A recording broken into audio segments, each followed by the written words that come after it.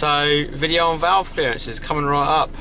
So then, valve clearances, WLT, intake when cold, 0.05mm to 0.15mm, so mid limit's 0.1, and then exhaust is 0.15 to 0.25, so mid limit's 0.2, and that's between the cam and the rocker. So the rocker's on these pivot one side, valve's the other, and the cam's in the middle, so that clearance at the valve tip will actually be double that.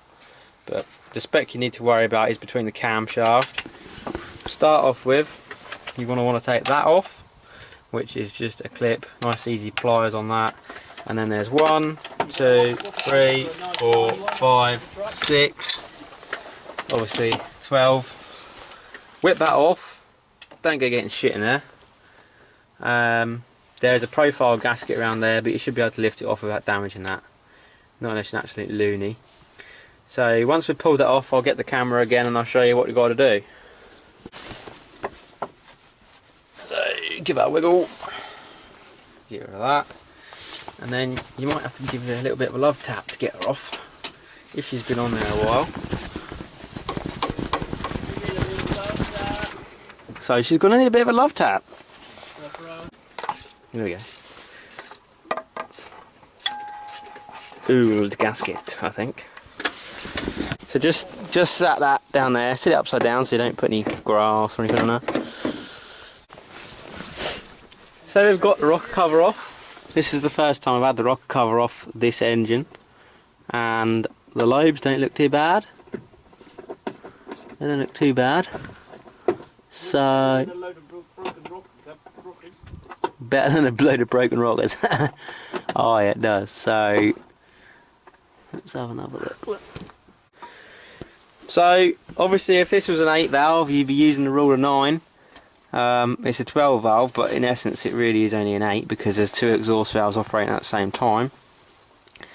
All I do, spin it on the alternator with a 24mm socket till the lobes are pointing up, and if the lobes are pointing up, you know you can do your tappets. Let's go do that. 24mm socket on a ratchet, and then you can wind round on the alternator pulley. Look. Now you'll see number 3, that's intake because there's 2 of them obviously. That's pointing up, so we'll do that first, and then we'll make a note when we're done because it will go something along the lines of 3, 1, 4, 2, and then it will go to the exhaust, and again like 1, 3, 4, 2. Obviously 1, 3, 4, 2 is a firing order, and once we've done them all, I'll try and remember that I've done them, and once they're all set I'll go through and just check all the lock nuts. So I'm going to go get a 0.1 feeler gauge and a 0.2 feeler gauge. 0.1 for intake, what should be those, 0.2 for exhaust, 0.1, yeah you probably can't see that, and 0.2. So let's do it. So coming from this side, fuck, they've tightened up a bit. You what? They've tightened up a bit. What valve clearances. Just a bit. I can't get a 0.1 in the exhaust, which is below spec, and I can't get a 0.1 in the intake, which is middle of spec, so I'm going to go get an 05 and see what they're at.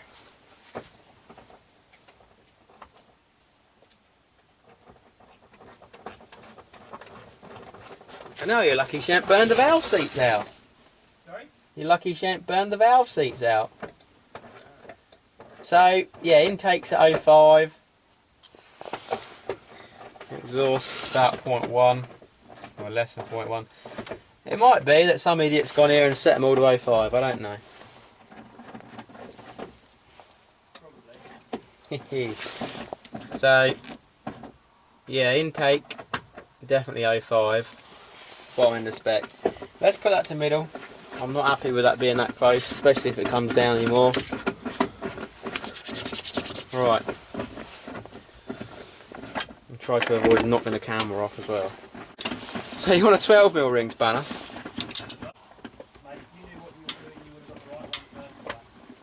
Oh, fuck, I have to tie. There we go.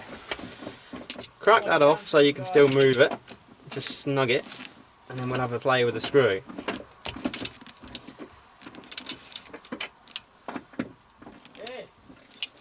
So what I like to do is set them a bit loose and then tighten them down onto the feeler gauge.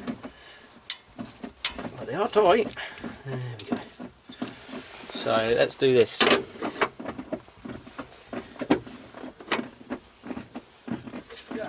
Yeah. Tomorrow, do you mind if I borrow your thingy jack? My jack? Your low My low profile jack. Your low profile jack. That depends, buddy. You what? That depends. Why? Because I want to rotate my tyres. Well, I was going to do it tonight, but that ain't going to happen. Oh, don't say that. Why? I wanted to use both of them, you see, because that'd be fucking easy. No, I just need one to do this fucking car. I know. For Saturday. Perhaps I'll lend you one. Did you do that? Maybe. Tuesday. Yeah, fucking. You brought another one? Yeah. Oh no. That was the box offer on the floor. No. Oh. How much was that? 130 in the end. I could get one at Halfords for 103. Really? But it weren't going to be here till Thursday. And it was a Draper one. Or it was 150 quid on trade card for a Halfords 3-ton low entry. But I got black and orange one, so... In the back of the truck? Nice at home. It's in the kitchen, the missus loves it. I bet she does. She loves all this stuff that you do. She told me last time I tried it. So, point 1 on the intake. That's set. Just going to lock them up now. Do you use the welder? I don't think so. Not unless I want to weld some shit on my engine stand. Yeah. Just going to take it home. Bring it back. So hold the flathead from turning, sort of anti-clockwise against it, and then do the nut up clockwise so it don't move. Kind of stop it from dragging it round. And then once you've done them up, it does pay to go round and check them again. Just check they ain't tightened up.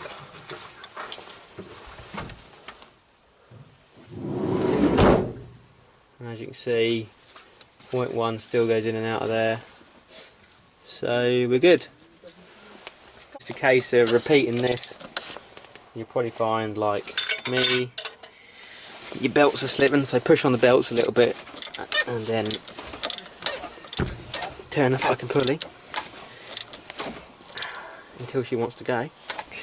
Or you can put it in gear and rock it, and that's probably why it's not turning, because Charlie's probably left it in gear. She in gear, bud? I couldn't tell, yes. Yep.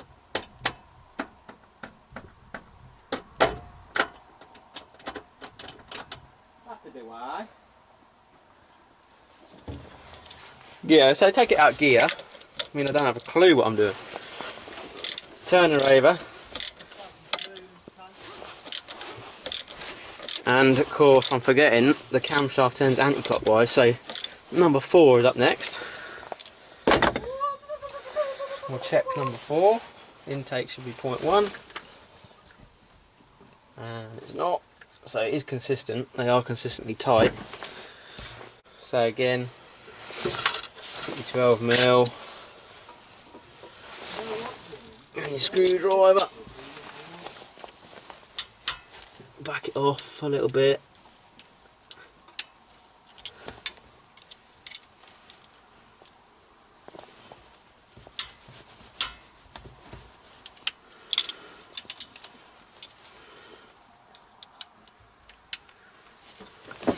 And then we'll tighten it down onto the feeler gauge again. What's that, bud? I do like to use a cranked ring spanner. That does make it a bit handy.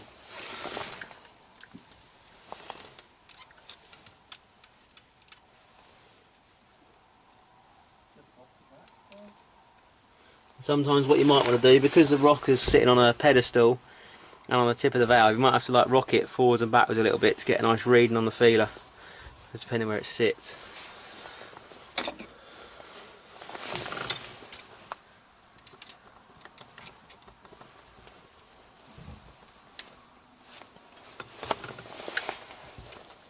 So that 0.15 now slides nicely. We'll hold that anti-clockwise against the screw, but not moving it. And we'll up. Huh? I don't know, man. So we've snugged up intake number 7, intake number 8. The feeler gauge still goes through and it's just snugged up, so we know that's good.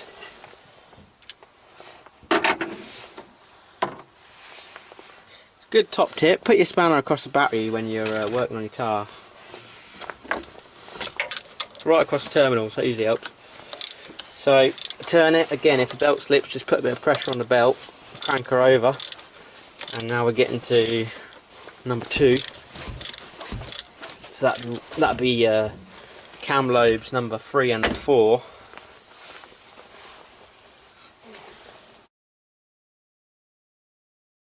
And I bet you it ain't going to go in, of course it ain't. So, crack these off.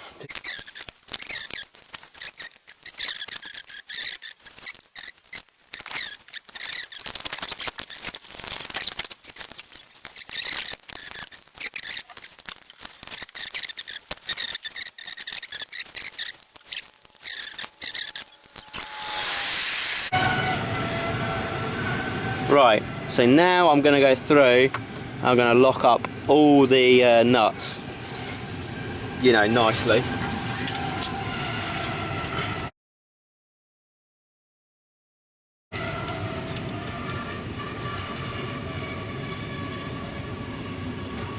To the same sort of torque, you know, you want to make sure they're all tight. Don't go stripping them, but make sure they're definitely all tight.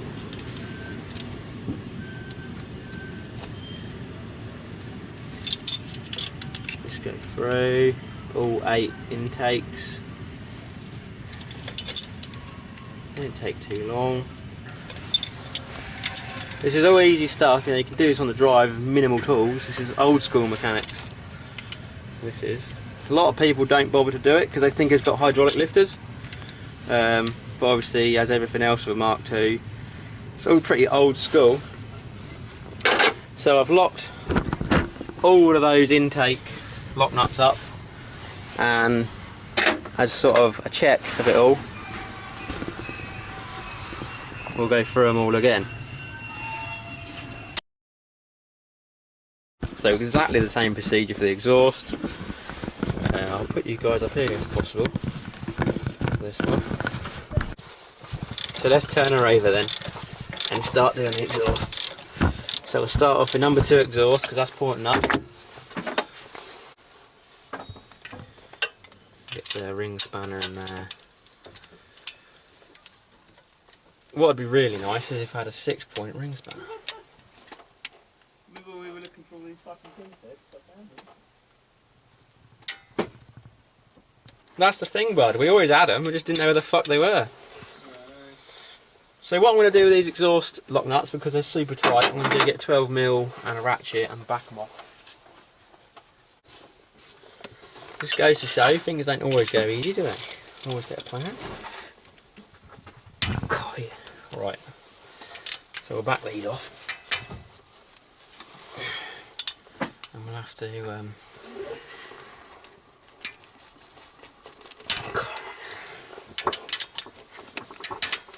Right.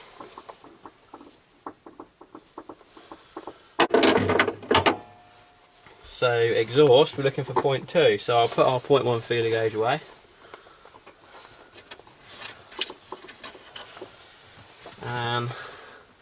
If you can read that, I'll get us a 0.2.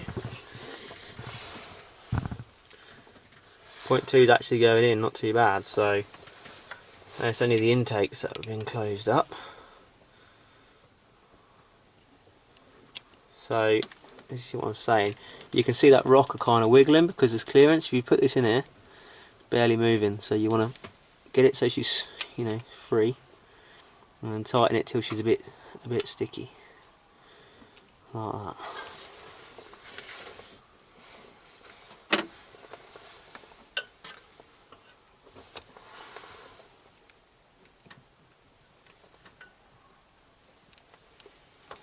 Just snuggle that up.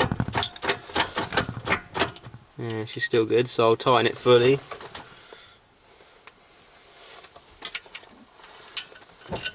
James is built to chucking balls.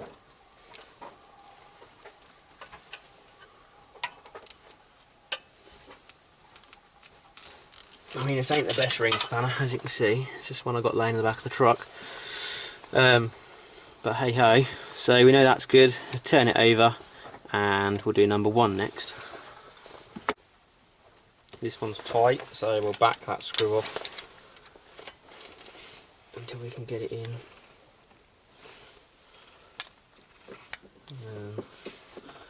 Was it out a bit out of time? That's probably a little bit much if it's just grabbed it. There we go, like that. And you can check the rock, wiggle the rocker, and you can tell there's barely any play in it.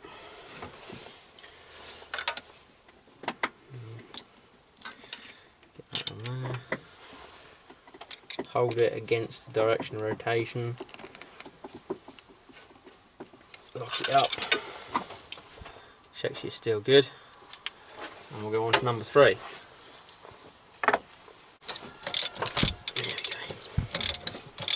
It is sometimes easier to stick it in 5th, and then if you're on a flat driveway, obviously we're in a field, if you're on a flat driveway you can just, you know, give the core support some nudging and push it back as a forward and rocker so it turns the engine over to the right position. But, yep, we're in the driveway. Don't know if you noticed.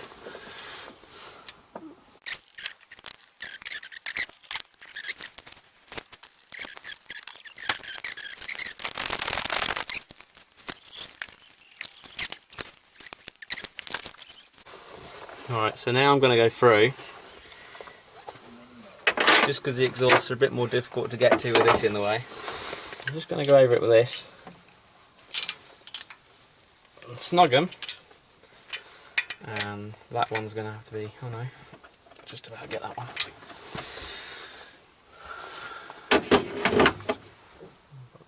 Tucked towards on the floor. Still good, yeah? Still good. That one's just about coming down, this one's on it.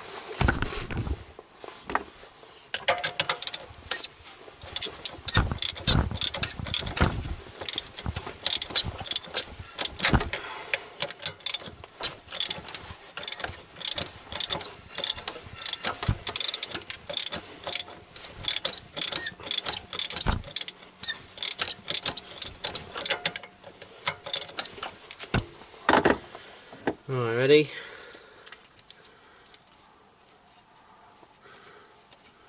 Still good. Still good. So that's intake and exhaust. They're done. So now it's just a case of making sure this is clean, because that's where your seal is going to go, and bolting down the rocker cover, making sure that the profile gasket is up underneath in that lip, and that you haven't lost any of the sleeves, because obviously the sleeves go through the valve cover into this rubber profile gasket, and there's a little dome washer on top. So keep all them intact. But otherwise, she's done. Charlie just needs to go over to my other Mark II engine. Now look at that, swanky. But basically, you just slap the rocker cover back on as you found it. Make sure the profile gasket's in all the grooves. Put the little sleeves and the little top hats and the bolts through that. You know, the 12 holes on top of the rocker cover. Just nip her up. Don't go mad on it. Just nip her up like fist tight. Don't go, you know, hand tight on it. Just nip them. They don't need a lot. And then run her up. Check for oil leaks. If she's leaking oil, nip her down a tiny bit more. But they're usually all right.